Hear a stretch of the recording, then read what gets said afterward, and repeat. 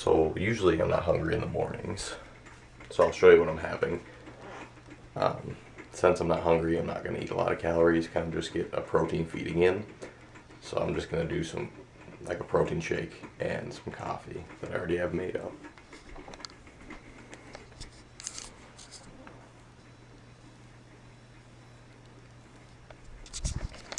And like I said, I'm not going to do the traditional vlogging, like, this is my meal one, this is my meal two. Like, it's just really boring me. But I'll kind of show you guys just bits and pieces along the way, and then throw in some training footage throughout the week, because I'm sure I'll post this on Sunday. Today's Monday, the first day of the Minicut. Alright. This is the chub physique after a couple of years of gaining. Basically a year.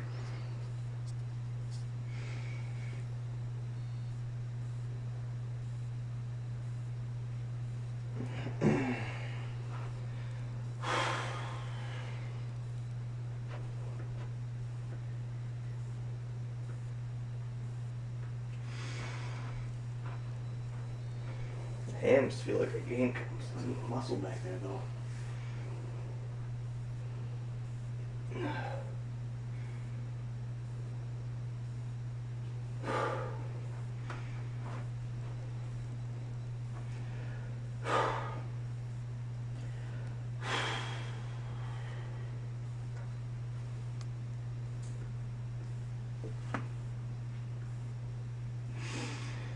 Had some decent phone poses.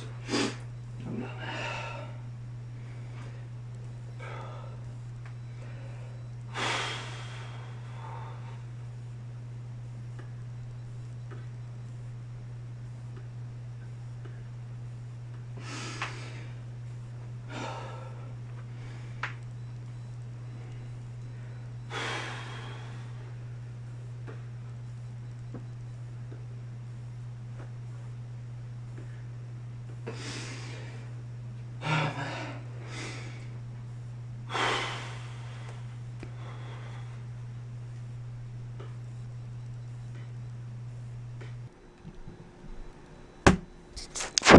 What's up, everybody? So I think tomorrow, because I've got people, I don't know if you can see them, they're working on my house, like my apartment's roof right now, because it collapsed in, so they're like doing a bunch of work on it. So I think tomorrow will be a better time to do like a talk on what I'm going to be calling flipping the switch, which is kind of just a change in mentality. The mentality is kind of the same, but it's just flipping the switch in a different direction.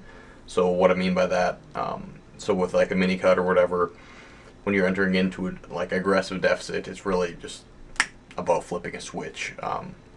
Because I went from eating 35 to 4,000 calories a day to eating 2,000, which I'll probably do it for 4 to 6 weeks, probably. As you guys have probably seen already in the video from the posing, I think I'm like not overly fat, and I think it'll probably just be like a 4-week cleanup, depending on how everything goes with other variables in life. So what I mean by flipping the switch is, I will show you. So instead of eating instead of eating foods that are going to be calories and aren't going to fill me up, and that's what I have to do when I'm massing, when I'm not hungry, especially on the new medication I'm on. Now, all I had to do today is just flip the switch and switch to drinking, higher volume, or eating and drinking a little bit of higher volume foods. But I will also go into depth, I'm sure sooner or later, on why I don't believe you should be taking volumes to an extreme, because I believe that those will come with their own downsides as well. So this will probably be the end of my first day of my Minicut filming, just because I need to go to work and I've been in class for 6 hours. Hopefully I get some training footage whenever I can, but this whole week's kind of just going to be recorded, and then I'll probably make a video on Sunday with just the whole week's footage and kind of like a summary and a wrap up, with maybe every week I'll have like a lesson of the Minicut or something I want to get across in terms of like making a good point or something that just comes to my mind. So I hope you guys enjoy the rest of the video. So this is the first day basically done. Pretty good day so far.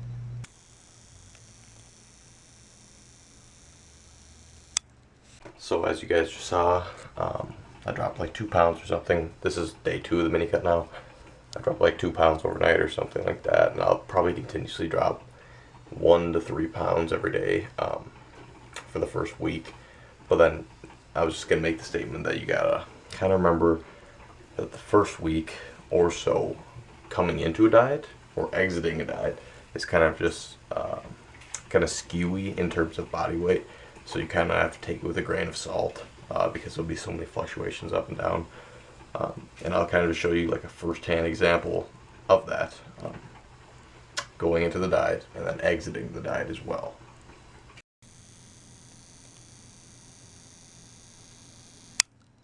So as you guys just saw, yesterday was my 3rd day of mini cutting, and I'm already down almost 7 to 8 pounds. So like I said, it's kind of junky weigh-ins for the first few days, but I just wanted to hop on before I do like I'm gonna do a long-ish talk or like a lesson today on food volume, because I kind of want to do at least one informative segment in my vlogs a week.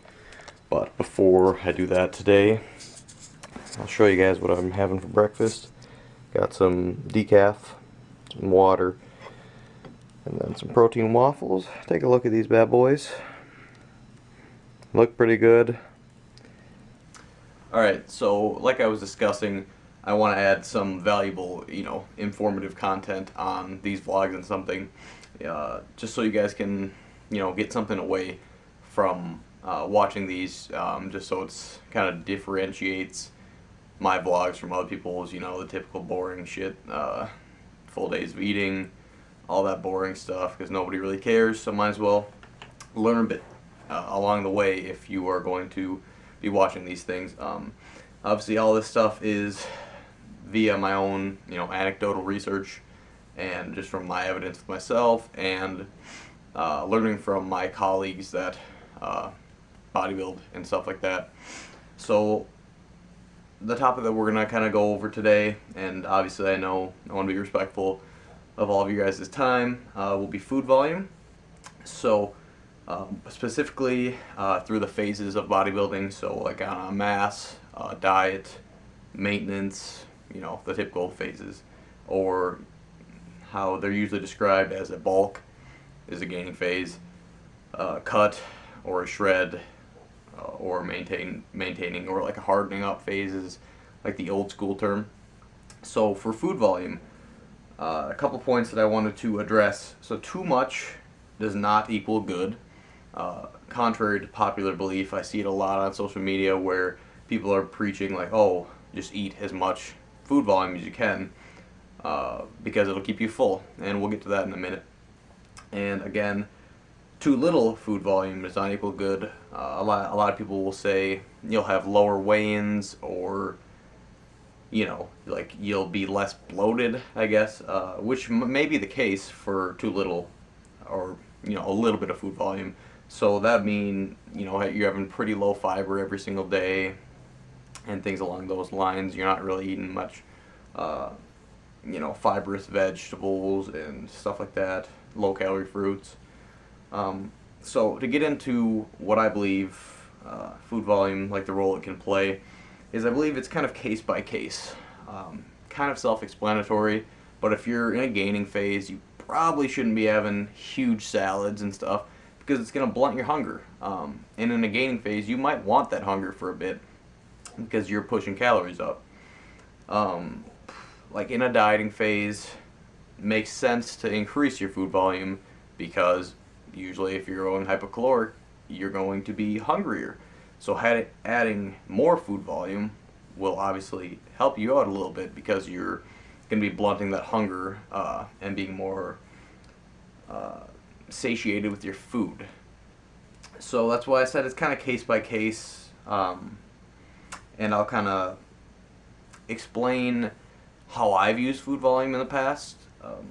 Usually if you are when we all get into this game, an IIFYMer, so like if it fits your macros, you're usually on this side, I would say, because you're just trying to fit in what I would call more palatable foods, or foods that you can eat in relatively small quantities that have a lot of calories. Such foods, typical IFYM foods, like Pop-Tarts, donuts, pizza, you know exactly what I'm talking about.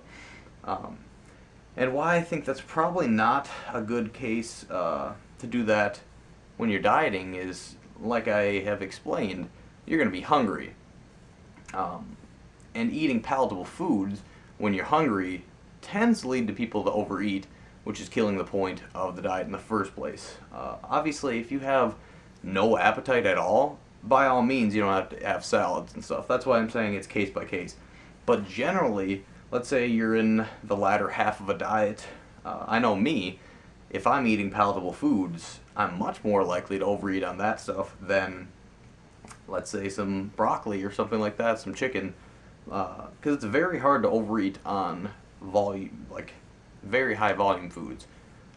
I don't care what kind of appetite you have. If I say, maybe I'll start this, maybe I'll call it the like Erickson shred or something, and I'll give people only what's a good volume food, like zucchini pasta. Maybe I'll call it Erickson shred, and I'll sell it for like $59.99, where you can just only eat zucchini every day, and I guarantee you lose weight, and you can eat as much as you want to, because it's going to be impossible to get the calories in with just eating a vegetable like that. So, with that being said, like I said, it's case by case. If you're at the beginning of the half of the diet, sure, you can have a little, if it fits your macros, food. But that's also a reason why I do like meal plans to an extent, or at least a routined, you know, follow like a structure when you're dieting. Because although I don't meal prep and meal plan, I'll generally eat, as you guys have probably all seen, when I'm dieting, roughly the same foods every day. Because I'm open to be flexible. Like if I have to go to dinner or something like that, which is a good thing because it has a social aspect to it.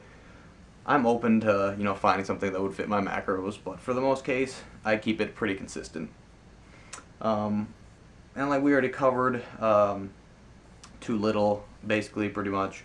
You just want to have a moderate amount, and too much. So we'll get to that case in 1 second. So with this adaptation, what do you give your stomach, or just your digestive system, for long periods of time? You usually adapt to it. So what I mean by that is, this is a very close example for me, is when I usually start dieting, I'm trying not to do it anymore, I will drastically increase my food volume. You know, the typical massive salads, and I'm not even talking massive salads, I'm talking 900 grams of fucking romaine lettuce in a bowl with chicken or whatever, but just huge food volumes. Protein ice cream, what else? Protein fluff, I see a lot made. And when you have these over a chronic period of time, what happens, like I said, your stomach will actually begin to adapt to that food volume. So if you're used to eating 20 pounds of food a day, you know, just super fibrous vegetables and stuff like that, you're going to adapt to that over time, which means when you switch back to a normal diet of not eating so much volume, you're going to be ravenously hungry, because that's your stomach's physically, I mean, I'm not talking, this is not ghrelin and leptin related, this is your stomach is expanded, it can hold more food, it doesn't get full as easy. So a good way to counteract that is definitely just to make it moderate, accept some hunger when you're dieting. You gotta man up or woman up when you're dieting, accept some hunger, use food volume, I mean, I wouldn't say sparingly, but use it in a moderate amount, and then you should be good. And that's also another reason why when you're massing, to kind of get away from that food volume, so by the time you start dieting again, you're kind of resensitized and your stomach has shrunk down to a level where eating a moderate salad maybe will fill you up. I see this anecdotally a lot, especially between me and my girlfriend, where I can eat tremendous amounts of food because of my past experience eating the volume, and she can have half of a pancake and be stuffed, and I'm sitting over there 15 pancakes deep wondering what I'm doing with my life. So I think that's basically it in terms of food volume. I hope you guys appreciated just anecdotal knowledge that I'm spreading.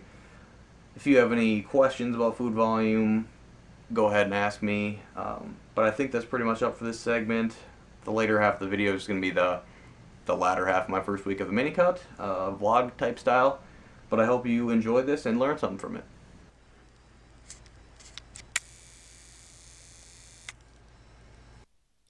So I'd figured I'd hop on with a little voiceover of some training footage or whatever, just because might as well add another informative bit to this. So I'm recording this a few days after filming and stuff, and I'm just gonna add some more insight as well as a voiceover from the workout. So here is me doing some dumbbell curls. I believe it's 10 to 12 reps, and I did a few sets. Keep in mind that my volume will be relatively equated over the mini cut because I'm using it as a resensitization period as well to get more tolerant to high volumes. A lot of people will take maintenance phases, and I do too, but this mini cut will just be serving as a resensitization phase as well. Moved on to some seated tricep extensions. A very big cue for me here is keeping my elbows tucked. A lot of people will flare their elbows out on this move, and that will obviously not target your triceps as much. So when you keep your elbows narrower, it really humbles the movement and makes it a tricep isolation. I've noticed some other random bits of information. So I know I didn't post it, but my nutrition for this mini cut will be um, 220 protein, 200 carbs, 45 fat. I'm assuming the duration is going to be about probably 4-ish, maybe 5-ish weeks, probably 4. Right here in the video is me hitting my dumbbell overhead press with 75s. I really like to keep this range of motion nice and full because I have a torn labrum in my shoulder, but it turned out pretty good for week 1. Horizontal dumbbell pressing with a couple reps, 3 in the tank. I haven't done this in probably a couple of years, so I just grabbed the 90s and tried them out, and it turned out they felt pretty good, so I was happy with the movement.